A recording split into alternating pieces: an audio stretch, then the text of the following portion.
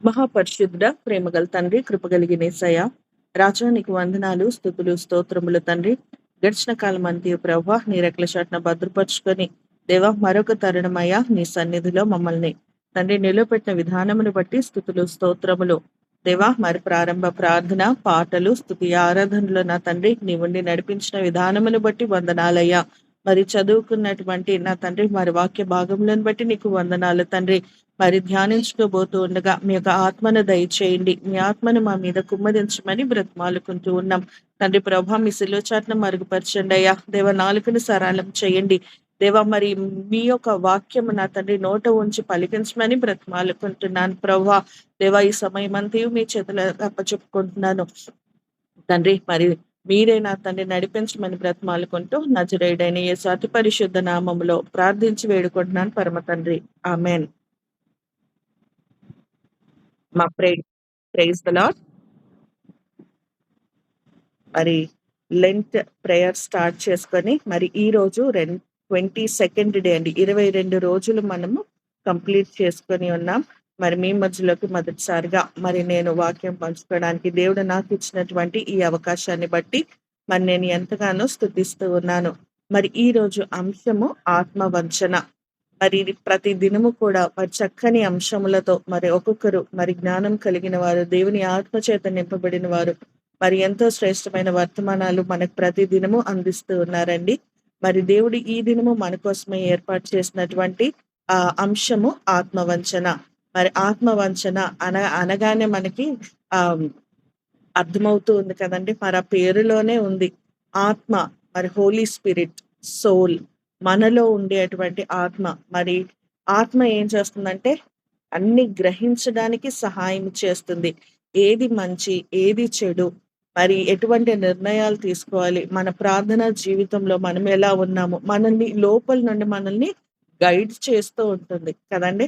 మరి ఆత్మలో ఉన్నప్పుడు మనము అన్నీ కూడా మరి ఎంతో జ్ఞానం కలిగిన వారుగా ఉంటాము అనేటువంటి విషయం కూడా మనకి తెలుస్తుంది. మరి ఆత్మ మనలో ఉండాలి. ఆహ్, ఆత్మ మనలో ఉండాలి అనేటువంటి విషయం కూడా మనము నేర్చుకుంటూ ఉండాలి. మరి వంచన, వంచన అనగానే ఏంటంటే హిపోక్రసీ లేదంటే మోసము, కపటము, కపటము అంటే మోసపరుచుకోవడము, అబద్ధమైన జీవితం అంటే వంచన, మనం మోసం చేసేటువంటి జీవితం అండి. మరి ఇక్కడ ఆత్మ వంచన అనే ఒక అంశమును ఇవ్వడం జరిగింది. మరి ఆత్మ వంచన అంటే మన ఆత్మను మనము వంచించుకోవడం. అంటే మనల్ని మనము మోసం చేసుకునేటువంటి జీవితమును జ్ఞాపకం చేస్తూ ఉంది. మరి ఇక్కడ మనము చదువుకున్నటువంటి సువార్త పాఠ్య భాగం ఏంటి? మరి ప్రకటన గ్రంథంలోని వాక్యం ఏంటి? మనకి ఇక్కడ మరి మార్కు సువార్త 14:66-72 వచనాలు మనం చదువుకున్నప్పుడు మరి అక్కడ పేతురు గారి జీవితం మనకి కనిపిస్తూ ఉందండి. మరి పేతురు జీవితాన్ని మనం చూసుకున్నట్టయితే మరి ఆయన దేవుని చేత మరి ప్రత్యేకించబడిన శిష్యుడిగా మనం చూసుకోవచ్చు. మరి అంటే ఆయనకి కోపం ఎక్కువే. మరి అంటే ఆ కోపము ఇన్ ద సెన్స్ ఆయనకి ఆతృత ఎక్కువగా ఏదైనా త్వరగా చేయాలి. ఏదైనా ఇటువంటి దేవుని కొరకు ఏదైనా ఒక పని చేయాలి అనేటువంటి ఆశ కలిగిన వ్యక్తిగా ఉన్నాడు. మరి యేసు ప్రభువు వారితో మరి ఎంతో సన్నిహితుడుగా మరి తిరిగినటువంటి వ్యక్తి. మరి అలాగే మరి ఈ పడవలో ప్రయాణించడంలో మరి యేసుప్రభు వారు నీటి మీద నడిచినప్పుడు మరి పేతురు కూడా మరి మరి యేసుప్రభు వారిని చూసి మరి ఆయన కూడా మొదటిసారిగా నీటి మీద నడిచినటువంటి వ్యక్తిగా మరి మనం చూస్తూ ఉన్నాం. మరి అంతగా వెంబడించినటువంటి మరి పేతురు గారు మరి యేసుప్రభు వారు సిలువకు అప్పగించబడినప్పుడు మరి ఆయన చేసినటువంటి కార్యం ఏంటంటే ముమ్మారు ఆయన ఎవరో నాకు తెలియదు అనేటువంటి విషయమును మరి మనం ఇక్కడ చదువుకున్నాం కదండీ! మరి ఎంత ఆహ్, ది అన్ అంటే ఏం చేస్తున్నాడంటే ఆయనను మోసం చేసేసుకుంటూ ఉన్నాడు. మరి ఇక్కడ చదువుకున్నటువంటి వాక్యములలో మరి ఒట్టు పెట్టేసుకుంటున్నాడు. ప్రామిస్ ఆయనెవరో నాకు తెలీదు అనేటువంటి విషయము మరి ఆయన చెప్తూ ఉన్నాడనమాట. మరి ఆయనతో ఎంతో సన్నిహితం, ఎంతో క్లోజ్ రిలేషన్‌షిప్ మెయింటైన్ చేసినటువంటి పేతురు గారు మరి యేసుప్రభు వారి శిలువ సమయానికి ఆయనని వదిలేసారండి. మరి అక్కడ ఆయనెవరో నాకు తెలీదు. ఆయన నేనెప్పుడూ చూడలేదు అనేటువంటి విషయము మరిక్కడ మనకి కనిపిస్తోంది. మరి ఆత్మ వంచన అనే అంశము తీసుకున్నప్పుడు మరి నిజంగానే మనం కూడా దేవునిలో ఉండేవారము, దేవునితో సహవాసం చేస్తున్నాం అనుకుంటూనే అనేక మార్లు మనల్ని మనం మోసం చేసుకునేటువంటి స్థితిలో ఉంటూ ఉంటామండి. మరొక ఎగ్జాంపుల్‌గా మనం చూసుకున్నట్టయితే నిజంగా ఒక కుమారుడు ఉన్నాడనుకోండి. మరి ఎగ్జామ్స్ రాస్తూ ఉన్నాడు. మరి ఆ కెపాసిటీ అంటే ఆ బాబు పరిస్థితి ఏంటంటే మార్క్స్ రావు. మరి ఫెయిల్ అయ్యేటువంటి కండిషనే. ఆ విషయము చదవడు అనే విషయము మరి వారి పేరెంట్స్‌కి కూడా తెలుసు. మరి వీడు ఎలా చదువుతాడో, ఏంటో, ఎలా ఉంటాడో అని తల్లిదండ్రులకు కూడా తెలుస్తుందండి. మరి ఎగ్జామ్స్ ఎలా రాస్తున్నా అంటే, రాస్తున్నాను, చాలా రాసానంటూ ఉంటాడు. కానీ మార్క్స్ రిజల్ట్ వచ్చినప్పుడు ఏంటంటే, ఫెయిల్ అయ్యేటువంటి సిట్యుయేషన్ ఉందనుకోండి. అప్పుడు ఈ పేరెంట్స్ ఏం చెప్తారండి ఎవరైనా అడిగినప్పుడు? టీచర్స్ సరిగ్గా చెప్పలేదండి. టీచర్స్ సరిగ్గా బోధించలేదు. లేదంటే పేపర్స్ సరిగ్గా కరెక్షన్ చేయలేదు. అంటే ఎటు తోసేస్తామంటే ఎవరు దొరికితే వారి మీద మనం తోసేస్తూ ఉంటాం. మనము ఎదుటి వారిని ఈజీగా మిస్టేక్ చూపించేస్తూ మనల్ని మనం మోసం చేసుకునేటువంటి స్థితిలో ఉంటాం. మరి అంటే ఒక ఎగ్జాంపుల్‌గా తీసుకున్నప్పుడు ఈ వ్యక్తి ఈ చిన్న బాబుకి తెలీదా కెపాసిటీ వాడి పేరెంట్స్‌కి తెలీదా అండి? మరి ఇతను ఏం చదువుతాడు? ఎలా ఉంటాడు? ఏంటి అనే విషయం అయితే తెలుసు. కానీ అయినప్పటికీ ఏం చేస్తున్నారు? అక్కడ ఎడ్యుకేషన్ బాలేదు. లేదా టీచర్స్ సరిగ్గా చెప్పలేదు. లేదంటే పేపర్స్ సరిగ్గా దిద్దలేదు అని కవరింగ్ చేస్తూ ఉంటారనమాట. అటువంటి స్థితి ఆత్మవంచన. మనల్ని మనము మోసం చేసుకునేటువంటి స్థితి నేటి దినములలో మనం చూస్తూ ఉంటాం. ఇక్కడ మార్కు సువార్తలో కూడా అదే చేస్తున్నాడు. పేతురు గారు యేసుప్రభు వారితోనే ఉంటూ ఆయనతోనే వెళ్ళిన వ్యక్తి లాస్ట్‌కి ముమ్మారు ఆయనెవరో నాకు తెలీదు అనేటువంటి విషయము మనకి జ్ఞాపకం చేస్తూ ఉన్నాడండి. అలాగే ఇంకొక వచనం చదువుకుందాము.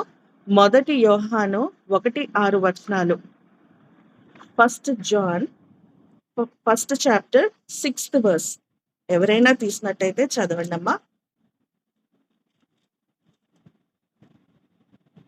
ఇదిగో ఆయన మొదటి యోహాను మొదటి అధ్యాయము 6వ వచనము. మనలను ప్రేమించుచు తన రక్తము వలన సారీ అతనితో కూడా సహవాసము గలవారమని చెప్పుకొని చీకటిలో నడిచిన ఎడల మనం అబద్ధమాడుచు సత్యమును జరిగింపకుందుము. మనం అబద్ధమాడుచు సత్యమును జరిగింపకుందుము. అయితే చాలమ్మా, చాలు.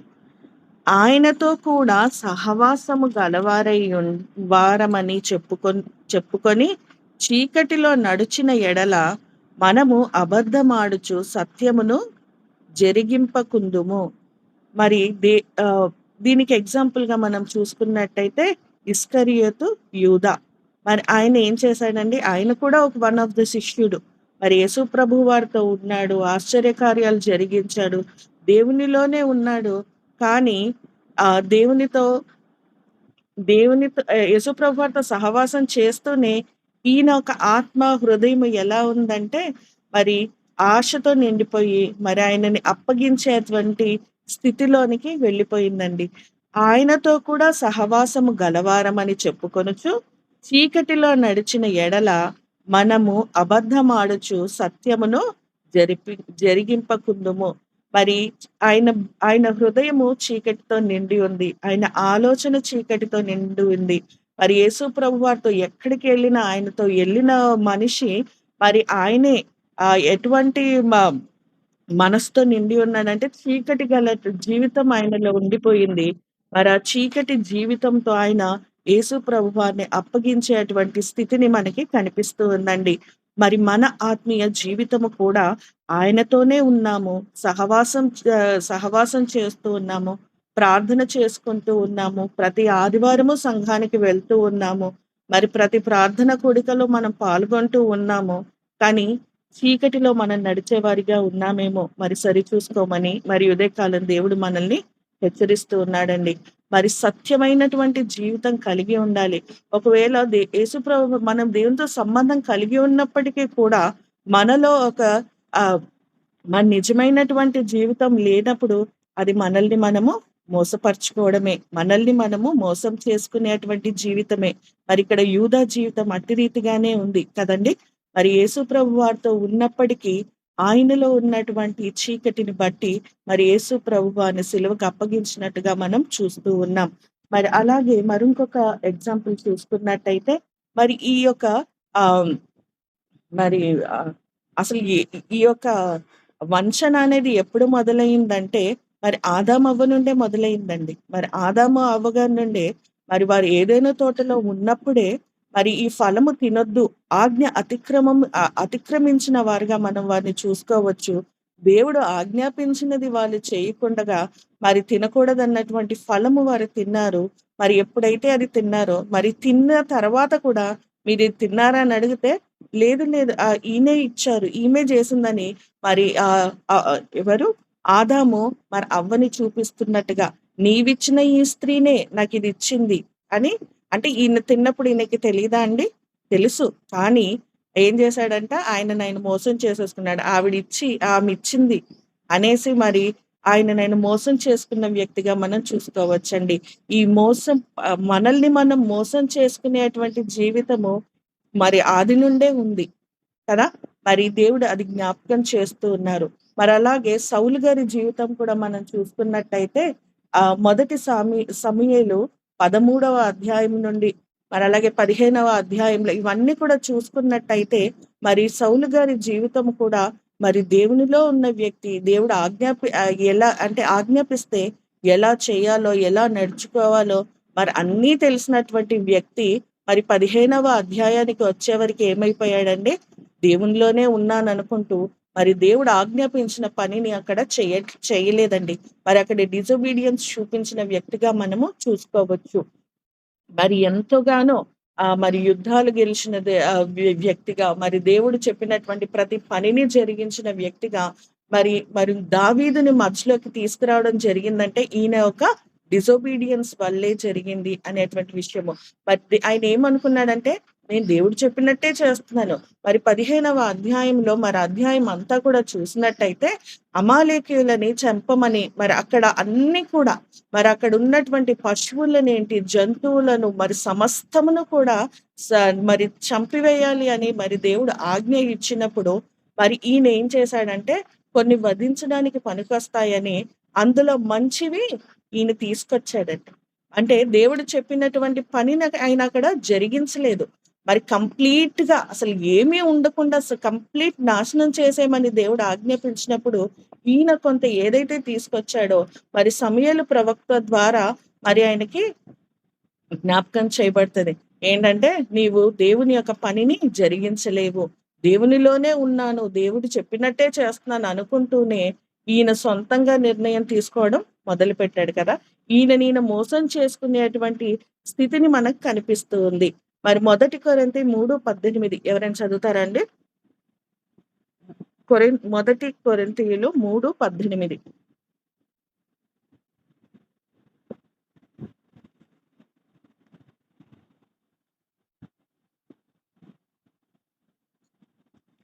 ఎవడును తన్ను తాను మోసపరుచుకొనకూడదు. మీలో ఎవడైనను ఈ లోకమందు తాను జ్ఞానినని అనుకొనిన ఎడల జ్ఞాని అగునట్టు వెర్రివాడు కావలెను. ఈ లోక జ్ఞానము దేవుని దృష్టికి వెర్రితనమే. అలాగే గలితీయులకు రాసిన పత్రిక 6వ అధ్యాయము 3వ వచనము.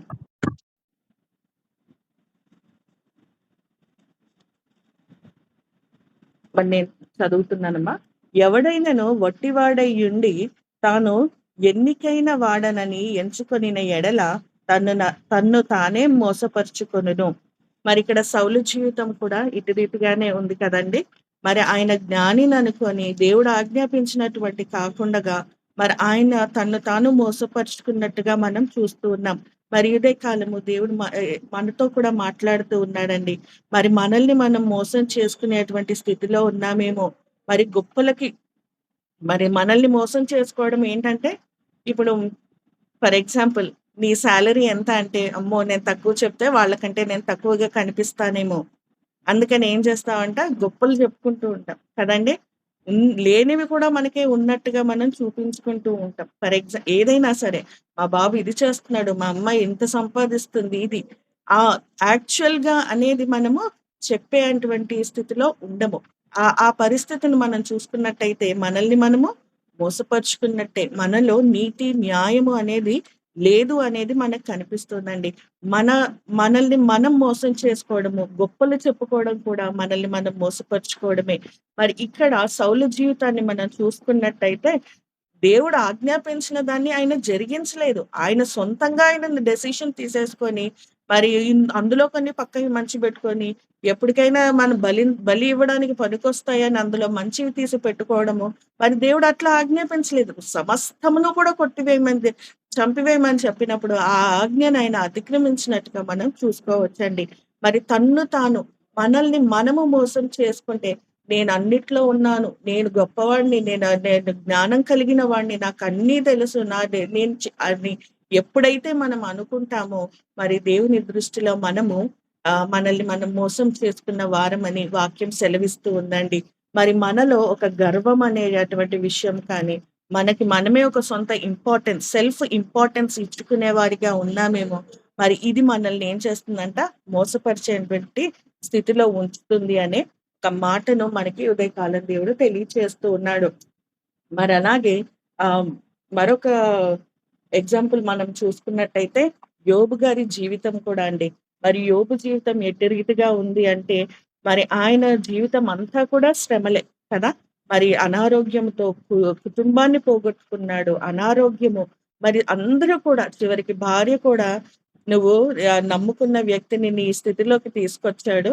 నువ్వు ఇంకా ఆయననే నువ్వు ఇంకా ఆయననే సేవిస్తున్నావు, ఇలా చేస్తున్నావు అది అన్నప్పుడు, మరి ముగ్గురు స్నేహితులు వచ్చినప్పుడు కూడా మరి 32వ అధ్యాయంలో మరి ఒక వచనం కనిపిస్తుందండి. ఒక్కసారి తీయండమ్మా. యోబు 32వ అధ్యాయము. మరి ఎన్నో వచనమమ్మా? ఫస్ట్ నుండి చదవండమ్మా. మరి యోబు జీవితంలో యోబు తన ఆయన దృష్టి యందు అమ్మా చదవనా? చదవండమ్మా. యోబు తన దృష్టి యందు తాను నీతిమంతుడై ఉన్నాడని ఆ ముగ్గురు మనుష్యులు తెలుసుకొని అతనికి ప్రత్యుత్తరము చెప్పుట చాలించిరి. అతడు రాము వంశస్థుడును లూజీయుడును బరకేయేలు కుమారుడునగు ఏలీహు యోబు అతని దేవుని కంటే తానే నీతిమంతుడైనట్లు చెప్పుకొనుట చూసి అతని మీద బహుగా కోపగించెను. మరియు యోబు యొక్క ముగ్గురు స్నేహితులు ప్రత్యుత్తరం ఏమీ చెప్పకయే యోబు మీద దోషము మోపినందుకు వారి మీద కూడా అతడు బహుగా కోపగించెను. అమ్మా వారు చాలమ్మా. మరి ఇక్కడ మరి ఫస్ట్, సెకండ్ వర్సెస్ లో మనం చదువుకున్నట్టయితే యోబు తన దృష్టి యందు తాను నీతిమంతుడై ఉన్నాడని ఆ ముగ్గురు మనుషులు తెలుసుకొని అతనికి ప్రత్యుత్తరము చెప్పుట చాలించిరి. అప్పుడు రాము వంశస్థుడును బూజీయుడును బరకేయుల కుమారుడగు ఎలీహు యోబు దేవుని కంటే తానే నీతిమంతుడై ఉండనట్లు చెప్పుకొనుట చూచి అతని మీద బహు కోపగించెను. మరి ఇక్కడ యోబు ఏమనుకుంటున్నాడండి? నేను ఎంతో నీతిమంతుడను.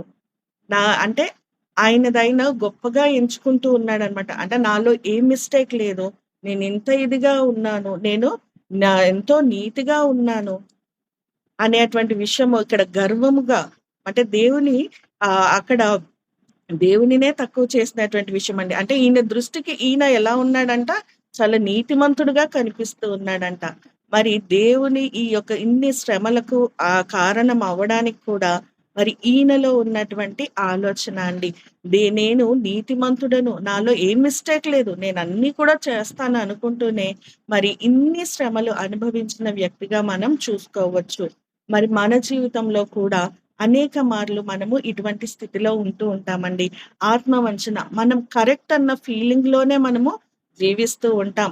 మనము ఏది చేసినప్పటికీ, ఏది మాట్లాడినప్పటికీ మనం అన్ని సొంత నిర్ణయాలు తీసుకొని కూడా మనమే కరెక్ట్‌గా ఉన్నాము అనేటువంటి విషయంలో మనం ఉంటూ ఉంటాం. మరి యోబు జీవితంలో కూడా అదే అండి. మరి ఎప్పుడైతే అలాగా నీతిమంతుడుగా ఆయన అనుకున్నాడో, మరి ఎన్నో శ్రమలను అనుభవించినట్టుగా మనం చూసుకోవచ్చు. మరి మన జీవితంలో కూడా మనల్ని మనం మోసం చేసుకొని ఎన్నో ఇబ్బందికరమైనటువంటి పరిస్థితుల గుండగా మనము వెళ్ళిపోతూ ఉంటాం. మరి ఉదయకాలం దేవుడు అది కూడా జ్ఞాపకం చేస్తూ ఉన్నాడండి. మరలాగే మరి ఇంకొక మాట నేను మీ మధ్యలో షేర్ చేసుకోవాలనుకుంటున్నాను. మరి యాకోబు గ్రంథము 1 అధ్యాయము 26 వచనాలండి. ఎవరైనా చదువుతారా?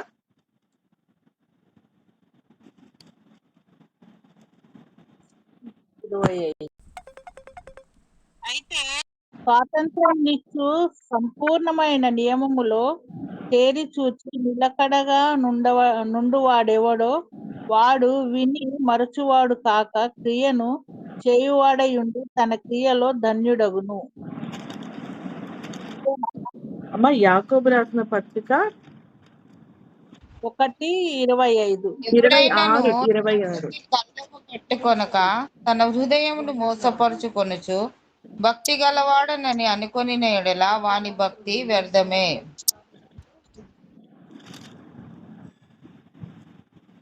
ఒక్క నిమిషం అండి.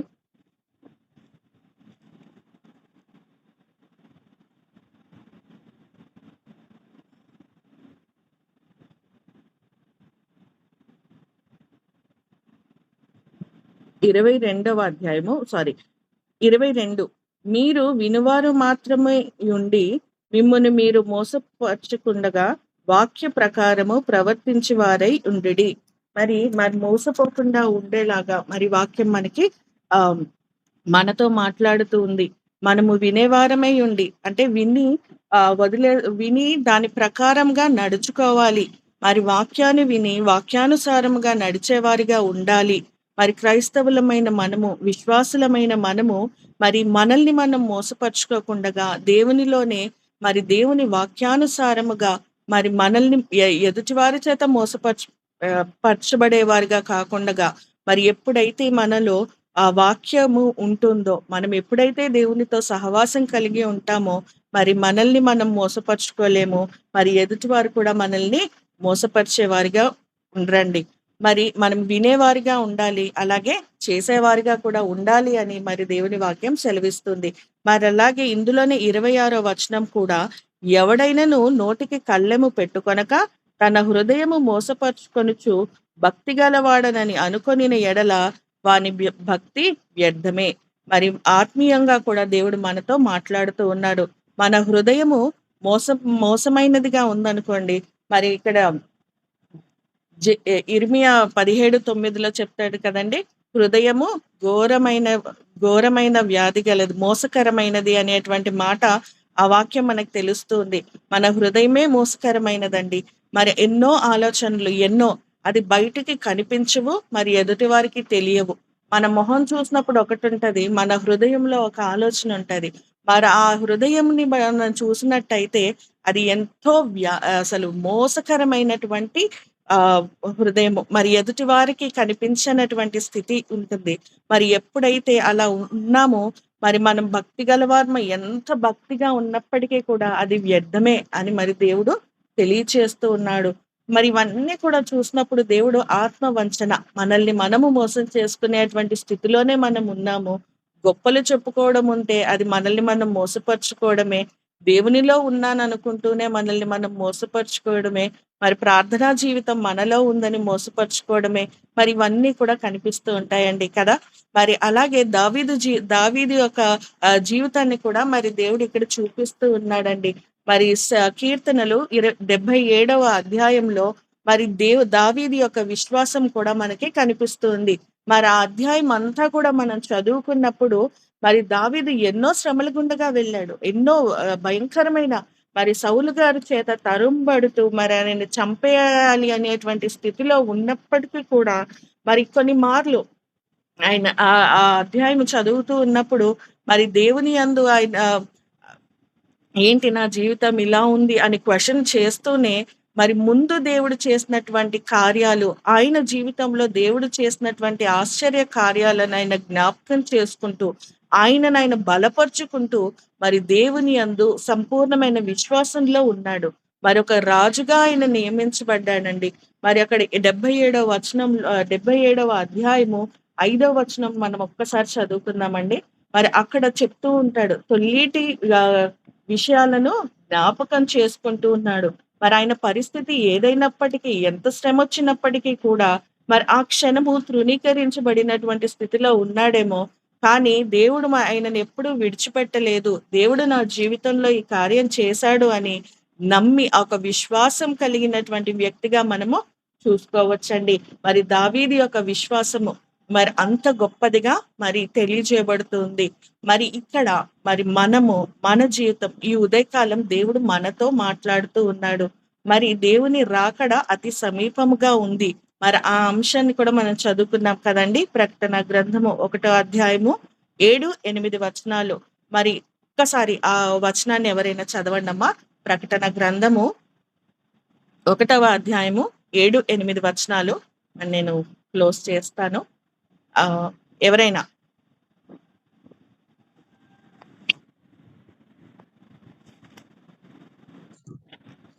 ఇదిగో ఆయన మేఘారూఢుడై వచ్చుచున్నాడు, ప్రతి నేత్రము ఆయనను చూచును, ఆయనను పొడిచిన వారును చూచెదరు, భూజనులందరూ ఆయనను చూచి రొమ్ము కొట్టుకొందురు. అవును, ఆమేన్. అల్ఫాయు ఓమేగయు నేనే, వర్తమాన భూత భవిష్యత్ కాలములలో ఉండువాడను నేనే అని సర్వాధికారియు దేవుడు నగు ప్రభువు సెలవిచ్చుచున్నాడు. అమ్మా. థ్యాంక్ యూ అమ్మా. ఇదిగో ఆయన మేఘారూఢుడై వచ్చుచున్నాడు, ప్రతి నేత్రము ఆయనను చూచును, ఆయనను పొడిచిన వారును చూచెదరు, భూజనులందరూ ఆయనను చూచి రొమ్ము కొట్టుకొందురు. అల్ఫాయు ఒమేగాయు నేనే, వర్తమాన భవిష్యత్ కాలములలో ఉన్నవాడను నేనే అని సర్వాధికారి యగు దేవుడు ప్రభువు సెలవిచ్చుచున్నాడు. మరి ఇది దేవుని రాకడకు మనకు జ్ఞాపకం చేస్తుంది సూచనగా. మరి దేవుని రాకడ, రెండవ రాకడ అతి సమీపముగా ఉంది అనేటువంటి విషయం కూడా మనకి ప్రస్తుత కాలంలో మనం చూస్తూ ఉన్నాం కదండి. ఎన్నో భయంకరమైనటువంటి ఆ మరి క్రియలు మరి లోకంలో జరుగుతూ ఉన్నాయి. మరి నిన్నటి దినమును కూడా మనం చూసుకున్నట్టయితే మరి మయన్మార్, థాయిలాండ్ ఆ ఒక ప్లేసెస్ లో భూకంపం రావడము, మరి ఏ సమయము ఏ రీతిగా ఉంటుందో తెలియనటువంటి జీవితం అండి. మరి ఇక్కడ రెండవ రాకడలో అందరూ కూడా ఆయనని చూస్తారు అనేటువంటి విషయము కనిపిస్తూ ఉంది. మరి ఇంకొక ఆఖరి వచనం అండి. మరి అదే ప్రకటన గ్రంథములో 3వ అధ్యాయము 15, 16 వచనాలు. నీ క్రియలను నేనెరుగుదును, నీవు చల్లగానైనను వెచ్చగానైనను లేవు, నీవు చల్లగానైనను వెచ్చగానైనను ఉండిన మేలు. నీవు వెచ్చగానైనను చల్లగానైనను ఉండక నులువెచ్చనుగా ఉన్నావు గనుక నేను నిన్ను నా నోట నుండి ఉమ్మివేయ నిర్దేశించుచున్నాను. అమ్మా చాలమ్మా. మరి మన క్రియలు ఎట్టి రీతిగా ఉన్నాయి? మనము చల్లగా ఉన్నామా, వెచ్చగా ఉన్నామా? మరి దేవుని రాకడ మరి అతి సమీపముగా ఉందని తెలియచేయబడుతూ ఉంది. మరి ఇటువంటి స్థితిలో మన ఆత్మీయ జీవితము మరి మనల్ని మనం మోసం చేసుకునేటువంటి విధముగా ఉందా? మన క్రియలు మరి దేవునిని ఎరిగినటువంటి విషయం అంటే సంపూర్ణ రక్షణ కలిగిన వారుగా ఉన్నామా? లేదంటే దేవునిలోనే ఉన్నాను, నా జీవితం ఆత్మీయంగా చాలా బలంగా ఉందని మనల్ని మనం మోసం చేసుకునే స్థితిలో ఉన్నామా? మరి జ్ఞాపకం చేసుకోండి. మరి ఉమ్మివేయబడతాము అనేటువంటి విషయాన్ని దేవుడు జ్ఞాపకం చేస్తూ ఉన్నాడండి. మరి మనల్ని మనము ఆత్మ వంచన చేసుకుంటున్నట్టయితే ఉదయకాలం దేవుడు మనతో మాట్లాడుతూ ఉన్నాడు, ఆత్మీయంగా మనల్ని బలపరుస్తూ ఉన్నాడండి. మరి పేతురు వంటి జీవితం మనలో ఉండకూడదు. మరి పేతురు దేవునితో సహవాసం ఉండి కూడా మరి ఎరగను అనేటువంటి మాటను చెప్పాడు. మరి దావీదు ఎన్ని శ్రమలు ఉన్నప్పటికీ కూడా మరి ఆయన దేవుడు చేసినటువంటి కార్యములను ఆయన జ్ఞాపకం చేసుకుంటూ దేవునిలో జీవించాడండి. మరి ఉదయకాలం దేవుడు మనతో కూడా మాట్లాడుతూ ఉన్నాడు. మరి ఆయన రాకడ మరి మొదటి అధ్యాయంలో చెప్తున్నాడు కదా, ఆయన మరి అల్ఫాయు ఒమేగాయు, మరి ఆయన ఈ ఒక భవిష్యత్ కాలములలో ఆయన ఉన్న దేవుడని, మరి ఆయన రాకడ అతి సమీపముగా ఉందని మనకు తెలియచేయబడుతుంది. మరి ఇట్టి స్థితిలో మరి ఈ సమయంలో మన ఆత్మీయ జీవితము మరి ఎట్టి రీతిగా ఉందండి ఒక్కసారి జ్ఞాపకం చేసుకుందాం. మరి దేవుడైతే చల్లగానైనను వెచ్చగానైనను ఉండమంటూ ఉన్నాడు. మరి మన ఆత్మీయ జీవితము దేవునిలో బలమైనదిగా ఉండాలి, అంతేకాని మనల్ని మనం మోసపరుచుకునేటువంటి విధంగా ఉండకూడదు అనే మాటను దేవుడు ఉదయకాలం మనతో మాట్లాడుతూ ఉన్నాడండి. మరి దేవుడైతే ఎప్పుడు ఒకే రీతిగా ఉన్నాడు కదా, నిన్న నేడు రేపు ఏకరీతిగా ఉన్న దేవుడు మనుష్యులమైన మనము అనేక మార్లు మరి తప్పిపోయేటువంటి జీవితం మనలో ఉంటుంది.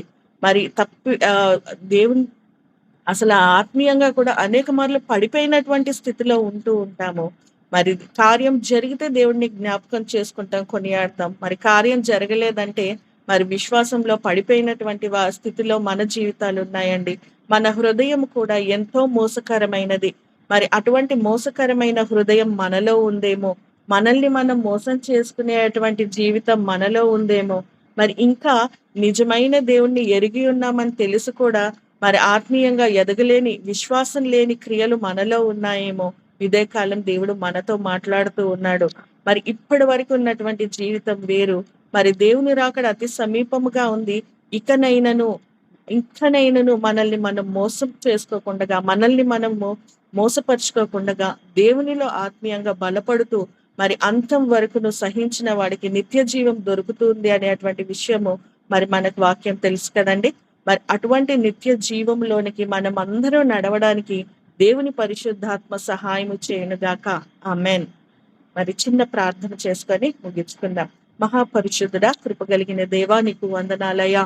దేవా, ఉదయకాలము నా ప్రభా మీరు వాక్యంతో మాట్లాడిన తండ్రి నీకు వందనాలయ్యా. ఆత్మవంచన దేవా, మరి మమ్మల్ని మేము మోసం చేసుకునేటువంటి స్థితిలో ఉన్నామేమో సరిచూసుకోమని ప్రభా మీరు తండ్రి తెలియచేసిన విధానమును బట్టి వందనాలు దేవా. అటువంటి నా తండ్రి మోసకరమైనటువంటి జీవితము దేవా, మరి భయంకరమైన హృదయము నా తండ్రి, మోసకరమైన హృదయము నా తండ్రి మాలో ఉందేమో ప్రభా, దాని నుండి తీసివేయండి అయ్యా. దేవా, నిజమైన భక్తి ప్రభా, నిజమైన భయభక్తులతో నిన్ను స్తుతించే భాగ్యమును మాకు దయచేయండి దేవా. అంతం వరకును ప్రభా నీలో నమ్మకమైన పాత్రలుగా జీవించడానికి మీ యొక్క పరిశుద్ధాత్మ సహాయమును మా అందరికీ దయచేయమని బ్రతిమాలుకుంటూ నజరేయుడైన యేసు అతి పరిశుద్ధ నామములో ప్రార్థించి వేడుకుంటున్నాను పరమ తండ్రి. ఆమెన్.